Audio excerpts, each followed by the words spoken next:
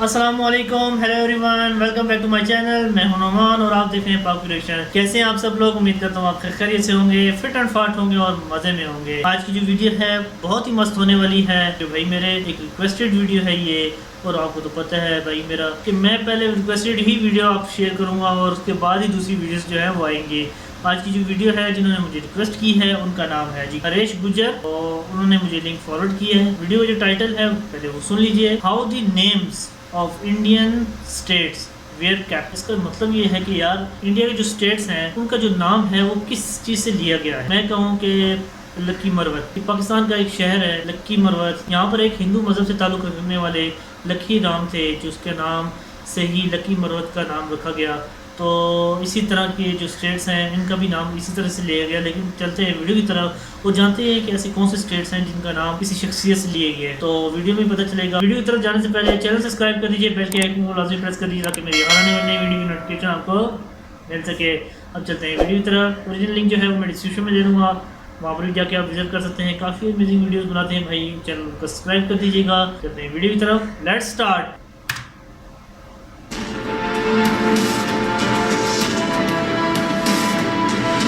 Interesting top 10 इन Hindi channel का जो नाम है। कहने की जरूरत नहीं है कि भारत विभिन्न भाषाओं का देश है, क्योंकि यहाँ पर कदम कदम पर बोली बदलती है, कदम कदम पर संस्कृति अलग नजर आती है। हमारे यहाँ परंपरा, धर्म, आधुनिकता, मान्यताएं सबकी अपनी अपनी खास विशेषताएं हैं। यही कारण है कि भारत को विविधता में एकता वाला देश कहा जाता है। लाखों करोड़ों लोग भारत के 29 राज्यों में एक साथ रहते हैं। उनमें से पता नहीं आप किस राज्य में रहते हैं, लेकिन क्या आप ये जानते हैं कि जिस राज्य में आप रहते हैं उस राज्य के नाम का मतलब क्या है और उनका नाम कैसे पड़ा। इसके अलावा हम भारत के सभी 29 राज्यों के नाम कैसे पड़े इसके बारे में बात करेंगे। तो वीडियो के अंत तक हमारे साथ बने रहिए और जानिए अपने राज्य का नाम, कि कैसे आपके राज्य का नाम पड़ा और इसका क्या मतलब है। अगर आपको इस तरह के अजीबोगरीब वीडियो देखना पसंद है तो हमारे इस चैनल को अभी सब्सक्राइब करें और इस बेल आइकन को दबाना बिल्कुल ना भूलें, क्योंकि तभी आपको हमारा नया वीडियो मिल पाएगा। हमारे लिए तो शायद हो ही सकता है कि वो गरीब है। सबसे पहले बात करेंगे जम्मू कश्मीर की। जम्मू कश्मीर यह राज्य अपने नाम की तरह एक खूबसूरत घाटी है। इसे पूर्व काल में ऋषि कश्यप की घाटी के नाम से जाना जाता था। इन्हीं के नाम कश्यप से शब्द कश्मीर की उत्पत्ति हुई। इसके अलावा संस्कृत में क का मतलब पानी और सिमीरा का अर्थ सुख जाना होता है, यानी कश्मीरा का मतलब पानी का बर्फ बन जाना। और जहाँ तक बात जम्मू शब्द की उत्पत्ति की है तो यहाँ इसके शासक राजा जम्बू लोचन के नाम से हुआ और बना जम्मू कश्मीर। दूसरा पंजाब असल में इंडो ईरानी शब्द है। बहरहाल पंज शब्द का अर्थ है 5 और आपका मतलब पानी। और आप भी जानते हैं कि पंजाब को 5 नदियों की भूमि के रूप में जाना जाता है। तीसरा हिमाचल प्रदेश। नाम से ही स्पष्ट है कि यहाँ हिम का अंचल है। यह प्रदेश का नाम भी संस्कृत भाषा से उत्पन्न हुआ है। संस्कृत में हिम का अर्थ होता है बर्फ और अंचल का मतलब पहाड़, इसीलिए तो इसे बर्फीले पहाड़ों का घर कहा जाता है, यानी हिमाचल प्रदेश। थोड़ी सी। उसके बाद हरियाणा 2 शब्दों से मिलकर बना है, हरि और आना। हरि मतलब विष्णु या फिर विष्णु के अवतार श्री कृष्ण। समग्रता में आप कह सकते हैं कि हरि को आने के लिए कहा जा रहा है। और इतिहास के मुताबिक भी महाभारत काल में श्री कृष्ण यहाँ आए थे, इसी कारण इस राज्य का नाम हरियाणा रखा गया। उसके बाद उत्तर प्रदेश। उत्तर यानी उत्तरी दिशा और प्रदेश यानी राज्य। इस राज्य के लिए हम यह कह सकते हैं कि राज्य जो उत्तर दिशा में स्थित है।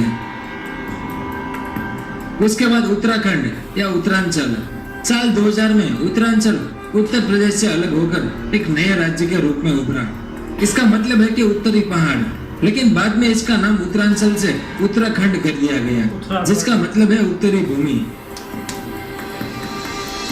उसके बाद राजस्थान। यह नाम संस्कृत शब्द राजा से उत्पन्न हुआ है, लेकिन प्राचीन समय में इस राज्य को राजपूताना नाम से जाना जाता था, मतलब राजपूतों का शहर, राजपूत। उसके बाद बिहार। यह पाली शब्द बिहार से उत्पन्न हुआ है। इसका यार मतलब है लैंग्वेज मुझे बहुत आवास पसंद या है। डेरा डालना। समय के साथ यहाँ विहार से बिहार हुआ। एक समय तक इसे बौद्ध मठाधारियों के लिए विहार का स्थान माना जाता था, इसलिए इसका नाम पड़ा बिहार। उसके बाद पश्चिम बंगाल। तो यहाँ पर एक सवाल पैदा होता है कि बंगाल के साथ पश्चिम क्यों जुड़ा। इससे पहले कि हम इसके नाम के इतिहास के बारे में जाने, यह जान लेना जरूरी है कि इसकी उत्पत्ति किस भाषा से हुई। इस नाम की उत्पत्ति भी संस्कृत भाषा से हुई। संस्कृत शब्द वांग से इसे लिया गया है, लेकिन समय के साथ साथ इसे अलग अलग नामों से पुकारा जाने लगा। पारसी लोग इसे बांग्ला के नाम से पुकारते थे, बांग्ला। जबकि हिंदी में इसे बंगाल कहा जाता है, पर बंगाली में इसे बांग्ला कहा जाने लगा। असल में इस नाम के साथ पश्चिम 1905 में विभाजन के बाद जुड़ा। 1947 में हुए विभाजन के बाद पश्चिम बंगाल एक अलग राज्य बना, जबकि पूर्वी बंगाल एक नया देश बना, पाकिस्तान का एक भाग पूर्वी पाकिस्तान, जो साल 1971 में बांग्लादेश नाम से फिर से एक अलग देश बना। उसके बाद झारखंड, ये भी एक संस्कृत शब्द झर से बना है। झर का मतलब जंगल और खंड का मतलब प्रदेश। वहाँ पर जंगल था, इसलिए आप झारखंड को जंगलों की भूमि भी कह सकते हैं, और झारखंड को वनांचल नाम से भी जाना जाता है, जिसमें भी वन का मतलब जंगल और चल का मतलब पहाड़, जैसे हमने हिमाचल प्रदेश के नाम में जाना। बिल्कुल। उसके बाद ओडिशा, ये भी एक संस्कृत शब्द ओड्रा विषय या ओड्रा प्रांत से उत्पन्न हुआ है। इसका मतलब है कि ओड्रा लोग जो मध्य भारत में निवास करते हैं। अबे ये कैसे लोग हैं? उसके बाद छत्तीसगढ़, पहले इस राज्य को दक्षिण कोसला के नाम से जाना जाता था, लेकिन इस नाम से संबंधित किसी तरह का प्रमाण या साक्ष्य मौजूद नहीं है, जबकि इस राज्य में 36 किले मौजूद है। यही कारण है कि इसे छत्तीसगढ़ के नाम से जानते हैं। उसके बाद मध्य प्रदेश, जिसका मतलब साफ है, मध्य में स्थित राज्य। आजादी से पहले देश के ज्यादातर राज्य मध्य प्रदेश के रूप में ही जाने जाते थे, क्योंकि अंग्रेजों द्वारा प्रशासित राज्य थे। लेकिन साल 1950 में सेंट्रल प्रोविंस और बरार, मकरई और छत्तीसगढ़ के साथ मिलकर सेंट्रल प्रोविंस के रूप में जाना जाने लगा। उसके बाद गुजरात, इसकी उत्पत्ति गुजरात से हुई। असल में यह वह भूमि है जो 7वीं और 8वीं शताब्दी में गुर्जरों द्वारा शासित थी, और इसे गुर्जरों की भूमि कहा जाता था। उसके बाद महाराष्ट्र। अब महाराष्ट्र के नाम को लेकर अलग अलग मतभेद है। कुछ लोग कहते हैं कि इसकी संस्कृत शब्द महा से उत्पत्ति हुई है। महा मतलब महान और राष्ट्र मतलब देश यानी महान देश। तो कुछ लोग कहते हैं कि अशोक के अभिलेखों के मुताबिक इसकी उत्पत्ति वंश से हुई है, इस वजह से इसे राष्ट्रिका कहा जाता है। और राष्ट्रकूट एक वंश है जिसका 8वीं से 10वीं सदी तक शासन रहा था, जिसमें राष्ट्र शब्द रत्ना से उत्पन्न हुआ है। और यह भी माना जाता है कि राष्ट्र शब्द राठी या रथ से उत्पन्न हुआ है, जिसका अर्थ होता है रथ गाड़ी। अगर आप में से कोई महाराष्ट्र का नाम कैसे बना ये जानते हैं तो कृपया कमेंट करके जरूर बताएं, ताकि बाकी सबको भी पता चले। उसके बाद गोवा। अब तक ठीक ठीक यह नहीं कहा जा सकता कि इस शहर को गोवा नाम कैसे मिला। संभवतः यह शब्द संस्कृत से लिया गया है, जिसमें गो का अर्थ गाय होता है। कुछ लोगों की मान्यता है कि गोवा यूरोपीय या पुर्तगाली शब्द है। उसके बाद आंध्र प्रदेश, यह भी संस्कृत शब्द आंध्र से उभरा है। इसका अर्थ है दक्षिण, और इस राज्य में जनजातियों का भी आवास है, जिन्हें आंध्र के नाम से जाना जाता है। मौर्य काल के इतिहास में इसे आंध्र भ्रूटिया के रूप में जाना जाता था। इसका मतलब है दक्षिण के नौकरशाह। उसके बाद कर्नाटक, इसकी उत्पत्ति करु शब्द से हुई। इसका मतलब है गगनचुंबी, मतलब वहाँ की ऊंची ऊंची पहाड़ियाँ, और नाथ शब्द का मतलब भूमि। यह दक्कन पठार को परिलक्षित करता है। उसके बाद तमिलनाडु। तमिलनाडु का अर्थ है कि तमिलों का घर। तमिल प्राचीन भारत की वो भाषा है जो आज भी जिंदा है। तमिल का मतलब मीठा शरबत, और नाडु एक तमिल शब्द है जिसका मतलब जन्मभूमि या देश, और बना तमिलनाडु। उसके बाद केरल, इस राज्य के नाम के साथ भी कई मतभेद जुड़े हैं। कुछ लोगों का मानना है कि इसकी उत्पत्ति चरना से हुई है, जिसका मतलब संकलित, और आलम यानी भूमि। तो कुछ लोगों का मानना है कि केरलम शब्द शेरा वंश के शासकों से उत्पन्न हुआ है, जो कि 1 से 5वीं एडी तक ही मौजूद रहे। तब शब्द बना चेहरा आलम, मतलब इसका नाम बदलकर केरलम हुआ।